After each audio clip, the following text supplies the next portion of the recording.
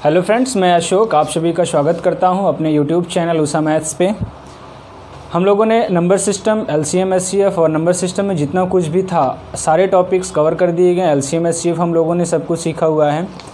अभी एक दो नए क्वेश्चंस मिले हैं कि एलसीएम, एचसीएफ जब हायर पावर्स दी रही हों तो कैसे हम लोग पता करेंगे। अगर हायर पावर्स की बात करें, LCM and HCF of higher power,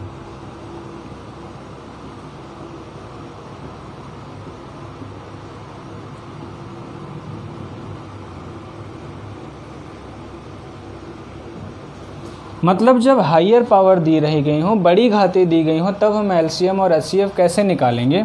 जैसे मैं एक छोटा सा क्वेश्चन लिख देता हूँ यहाँ पे। अगर आपसे कहा जाए 3 की घात 15 प्लस 1 और दूसरा लिख दिया जाए 3 की घात 35 प्लस 1 का एचसीएफ निकालिए। अभी एक छोटा सा क्वेश्चन है, एचसीएफ निकालिए। वैसे तो ये है बहुत ही इजी क्वेश्चन। अगर आपने नंबर सिस्टम पूरा बहुत ही ढंग से सीखा हुआ है तो इस क्वेश्चन में कोई दिक्कत नहीं आएगी। आप कॉमन फैक्टर पता कर लो, वही चीज़ आपको बतानी है कि इसमें कॉमन क्या है।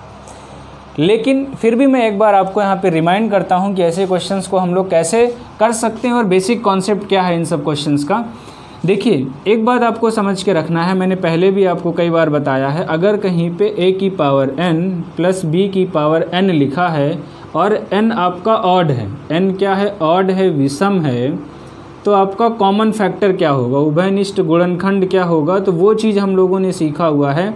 अगर हम नंबर सिस्टम की बात करें, टॉपिक नंबर 12 में जाएंगे, वो वीडियो देखेंगे पूरा डिटेल में। वहाँ पे कॉमन फैक्टर क्या होगा, अगर विषम है तो कॉमन फैक्टर क्या निकल के आएगा, a प्लस बी। ठीक है, अगर n आपका प्लस वाले केस में n कैसा है, सम है, तो यहाँ पे क्या कर सकते हैं, ज्ञात नहीं कर सकते हैं, क्योंकि कोई एक बड़ी संख्या आएगी तो आपको पता करना पड़ेगा। हम कह सकते हैं ज्ञात नहीं कर सकते हैं या फिर ज्ञात करना पड़ेगा, ये सारी बातें। ठीक है, डायरेक्ट आपको कोई कॉमन फैक्टर नहीं मिलेगा जो दोनों में कॉमन हो। ठीक, कोई दूसरी संख्या मिल जाएगी, ऐसा कुछ है।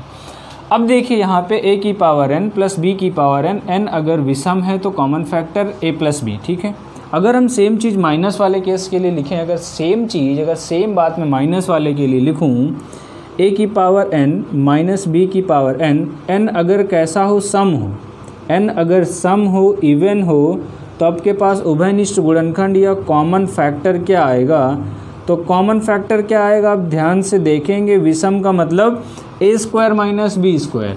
a square minus B square में आपका a माइनस बी भी आता है और a प्लस बी भी आता है, या इन दोनों का गुणनफल a minus B into A plus B. इन तीनों में से कोई एक होगा जो कॉमन फैक्टर होगा या उभयनिष्ठ गुणनखंड बनेगा।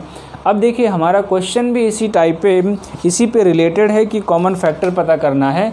तो कॉमन फैक्टर के लिए आइए हम लोग यहाँ पे देखते हैं क्वेश्चन क्या कह रहे हैं। इस बात को नोट कर लेंगे, बहुत ही इंपॉर्टेंट बात है, क्योंकि यहाँ पे बहुत सारे क्वेश्चंस हैं जो आपको नंबर सिस्टम में सिखाए गए हैं इस टॉपिक पे रिलेटेड या इस कॉन्सेप्ट पे रिलेटेड। तो एक सवाल ये है, ठीक है, देखिए क्या लिखा हुआ है, 3 की घात 15 प्लस 1 और दूसरा लिखा हुआ 3 की घात 35 प्लस 1।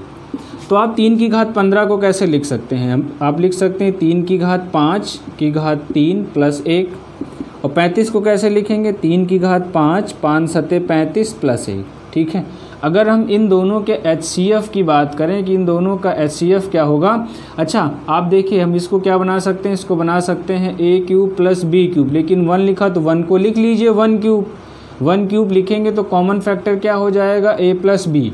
तो a प्लस बी का मतलब 3 की घात 5 प्लस 1, तो 3 की घात 5 प्लस 1 आ गया ऊपर से।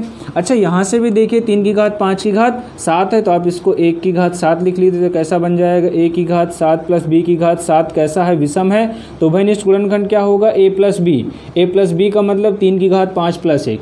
यही तो कॉमन है और यही तो हमारा क्या हो जाएगा, एचसीएफ हो जाएगा। ठीक है, लेकिन या फिर आप डायरेक्ट कह सकते हैं, आपको इतना पता करने की ज़रूरत नहीं है। किसी ने ये कह दिया कि जो घातें लिखी हैं 15 और 35, जो घातें लिखी हैं 15 और 35, आप इन दोनों का एचसीएफ निकालिए।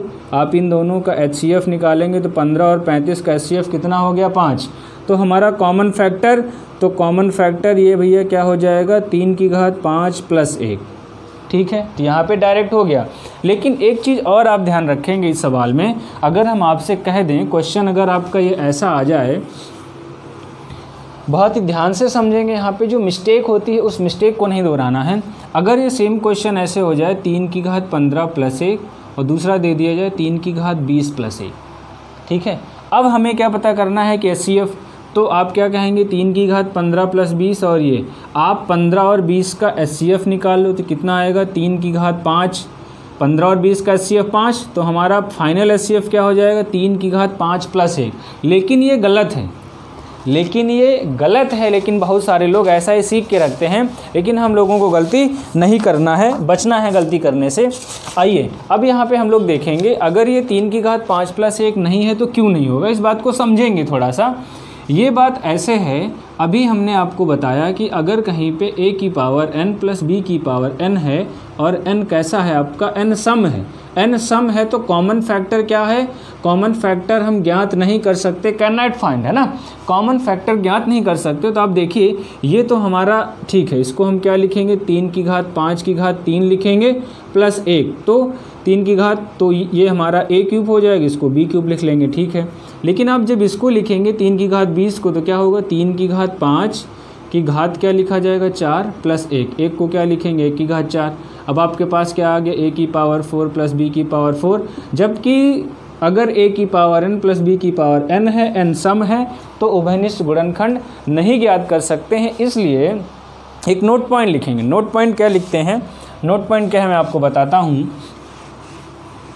जो भी होना चाहिए LCM और HCF के लिए वो ऑड मल्टीपल्स होना चाहिए, HCF का ऑड मल्टीपल।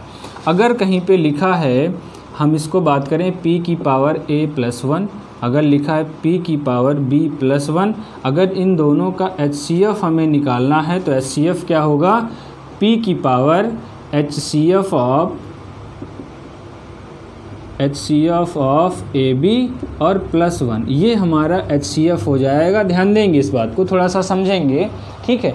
लेकिन नोट पॉइंट क्या है, जो ये हमारा HCF होना चाहिए वो ऑड मल्टीपल्स होना चाहिए। ध्यान देंगे थोड़ा सा, क्योंकि अभी जब 4 पावर आ जाएगा तो इवन हो जाएगा, तो वो कॉमन फैक्टर नहीं होगा। इसका मतलब यहाँ पे जो हमें लिखा है HCF ऑफ AB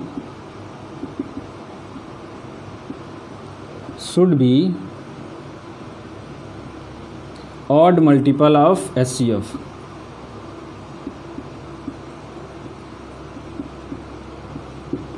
कहने का सिर्फ ये मतलब है, अगर कहीं पे आपको ऐसा दिया गया है कि p की पावर HCF ऑफ AB है और पावर a और b, ठीक है ना, जो HCF ऑफ AB है उसमें से पावर a और b should be odd multiple of HCF of AB, ठीक है। जो यहाँ पे HCF ऑफ लिखा है, यहाँ पे लिख low power of a of b, है ना, पावर जो है a और b वो HCF का ऑड मल्टीपल होना चाहिए, power of a and b। आप इसको ऐसे लिख सकते हो तो सही रहेगा, power of a and b should be odd multiple of HCF of AB, ठीक है। ऑड मल्टीपल होगा तो डायरेक्ट आप इस फॉर्मूले को अप्लाई कर पाएंगे। जैसे मैं क्वेश्चन यहाँ पे आपसे और लिखूँ, क्वेश्चन है, अगला सवाल है, हम आपसे पूछे 2 की घात 15 + 1 और दूसरा है 2 की घात 25 + 1 का HCF ज्ञात कीजिए, ठीक है।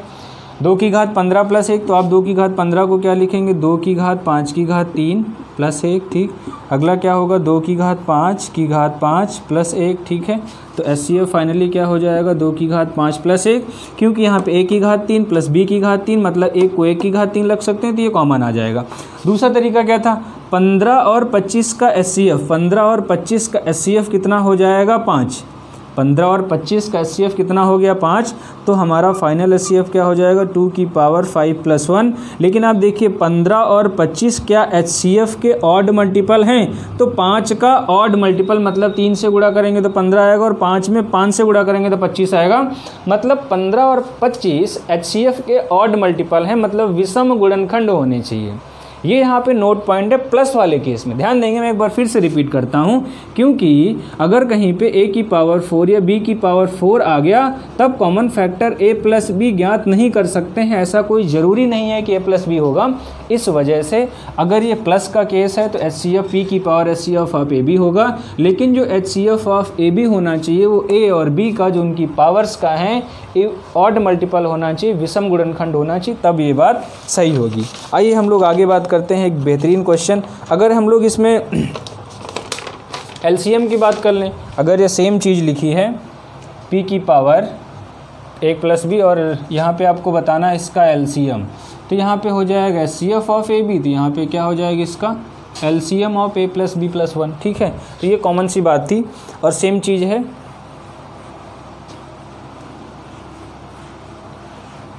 आइए एक बहुत ही बेहतरीन क्वेश्चन हम लोग करते हैं। अगर हम आपसे कहें माइनस वाले केस के लिए p की पावर 1 - 1 अपॉन में p की पावर b - 1, इन दोनों का हमें क्या लिखना है HCF। वो प्लस का केस था तो HCF क्या होगा p की पावर HCF ऑफ AB - 1, ये हमारा HCF हो जाएगा। इसमें कोई दिक्कत नहीं, क्योंकि a की पावर n - b की पावर n में n अगर आपका कैसा है, माइनस के केस में n सम है तो गुणनखंड a - b भी होता है और a + b होता है, इस वजह से यहाँ पे कोई दिक्कत नहीं। ठीक है, अगर इसका एलसीएम निकालेंगे तो एलसीएम क्या हो जाएगा p की पावर एलसीएम ऑफ AB - 1। ठीक है, एक क्वेश्चन मैं लिखता हूँ, बताएंगे इसका आंसर क्या होगा। क्वेश्चन है 3 की घात 333, बहुत ध्यान से सुनेंगे, +1। अगला सवाल अगला है 3 की घात 334 +1। इसका हमें क्या बताना है, एलसीएम और HCF दोनों बातें। ठीक है, इस क्वेश्चन में आपको दोनों बताना है, आप इसका एलसीएम भी बताइए, आप इसका HCF भी बताइए, दोनों चीज़ें। बहुत ही बेहतरीन क्वेश्चन है और बहुत सारे लोग यहाँ पे कॉमन सी मिस्टेक करते हैं, वो मिस्टेक मैं बताता हूँ क्या मिस्टेक करते हैं लोग। देखिए यहाँ पे लोग कहते हैं इसका HCF 2 आएगा, बहुत सारे लोग कहते हैं 20 आएगा, लेकिन इसके HCF की बात करें हम लोग। अच्छा आप देखिए यहाँ पे 3 की पावर है, तो हम लोगों ने क्या सीखा है, जो भी पावर है A और B का 3 की पावर ये, तो अगर ये फॉर्मूलेशन 3 की पावर 333 और 3 की पावर 334 का HCF पता करो तो HCF क्या होगा इसका, तो इसका HCF हो जाएगा 3 की पावर 333 छोटी वाली घात।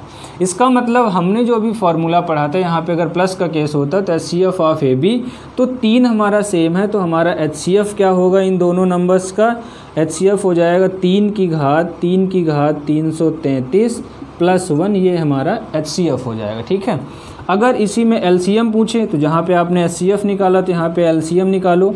अब देखिए एलसीएम हमेशा क्या होता है, 3 की घात 333 और 3 की घात 334 है। जैसे हम आपसे कहें भैया 3 की घात 2 लिखा, 3 की घात 3 लिखा, इन दोनों का क्या निकालना है, एलसीएम निकालना, तो बड़ी वाली घात एलसीएम होगी, तो एलसीएम क्या हो जाएगा 3 की घात 334। इसका मतलब फाइनल अगर इसका एलसीएम निकालेंगे तो कितना होगा, 3 की घात 334 और ये +1। तो यहाँ पे थोड़ा सा आपको ध्यान रखना है, बहुत ही बेहतरीन क्वेश्चन थे और ये ऐसे क्वेश्चन थे अगर आप नहीं सीखे रहेंगे तो एग्ज़ाम में आपसे मिस्टेक होने के चांसेस हैं। एक सवाल हम लोग और कर लेते हैं जाते जाते। अब देखिए इस क्वेश्चन को एक तरीके से और कर सकते हैं, आप इसको बनाएंगे, क्या बनाएंगे, a की पावर n + b की पावर n का फॉर्मूला। ठीक है, a की पावर n और b की पावर n। अच्छा देखिए ये चीज़ तो ठीक है, पावर में लिखिए तो हम इसको कैसे लिख सकते हैं, 3 की पावर 3 की पावर क्या लिख सकते हैं 333। ठीक, अब देखिए 334 को क्या लिख सकते हो, 3 की पावर 3। ठीक है, अब यहाँ पे ध्यान देंगे 3 की पावर 333 और गुणे में आप 3 लिख लीजिए, क्या आप इसको ऐसे लिख सकते हैं, क्या लिखा, 3 की पावर 334 है। तो अगर हम 3 की पावर 334 की बात करें, क्योंकि आधार समान रहेगा तो गुणा में घातें क्या होंगी, जुड़ जाएंगी। ठीक है, जुड़ जाएंगी कि नहीं जुड़ जाएंगी, तो सेम चीज़ यहाँ पे आ गई 3 की घात 3। अब यहाँ पे देखिए ये हमारे पास कितना हो गया 3 की घात 3 और ये हो गया 3 की घात 333। तो अब यहाँ पे a³ + 1 और b³ + 1 के फॉर्मूले से इन क्वेश्चन को सॉल्व कर सकते हैं। थोड़ा सा प्रैक्टिस करेंगे, क्वेश्चन बहुत बेसिक से हैं लेकिन बेहतरीन क्वेश्चन है। एक क्वेश्चन मैं आपको देता हूँ और अगला क्वेश्चन जैसे 2 की पावर 100 -1 और दूसरा लिखा हुआ 2 की पावर 120 -1, इन दोनों का HCF निकालना है। तो माइनस के केस में कोई दिक्कत नहीं, 100 और 100 का HCF निकालेंगे तो 2 की पावर 100 और 100 का HCF कितना होगा 20 और -1 है तो 2 की पावर 20 -1 आपका ये आंसर हो गया HCF। अगर आपको LCM निकालना होगा तो 100 और 120 का LCM लिखेंगे तो 2 की पावर LCM ऑफ 100 एंड 120 और माइनस में 1 कर देंगे तो आपका आंसर हो जाएगा। तो ये बहुत ही बेहतरीन क्वेश्चन है। आप इन क्वेश्चन को नोट डाउन करके रखें, क्योंकि आपको परीक्षा की तैयारी उस लेवल तक करना है, थोड़ा सा एक स्टेप आगे तक बढ़ के करना है, ताकि एग्जाम में अगर इस तरह का कोई भी क्वेश्चन आए तो कम से कम क्वेश्चन छूटने ना पाए, आप उसको अटेम्प्ट कर सकें। और गलतियाँ नहीं दोहराएंगे तो आपका सिलेक्शन बहुत जल्द होगा। तो आप सभी लोग बहुत ईमानदारी से पढ़ रहे हैं और आप पढ़ते रहिए, बहुत सारा नया कंटेंट आने वाला है। हम लोग ज्योमेट्री शुरू करने वाले हैं और ज्योमेट्री और परसेंटेज के कुछ टॉपिक कवर करने वाले हैं। तो रेगुलर अपडेट लेते रहिए, रेगुलर अपडेट आपको मिलते रहेंगे। आप प्रॉपर क्लासेस देखते रहिए, नोट्स बनाते रहिए। जो भी प्रॉब्लम्स आती है, आप सभी के पास मेरा व्हाट्सएप नंबर है, तो व्हाट्सएप नंबर पे आप मैसेज कर सकते हैं। तो मैं उन क्वेश्चंस का सलूशन बताने का आपको पूरा प्रयास करूँगा कि सबको समय से सलूशन बता दिया जाए। Thank you, wish you all the best, good luck.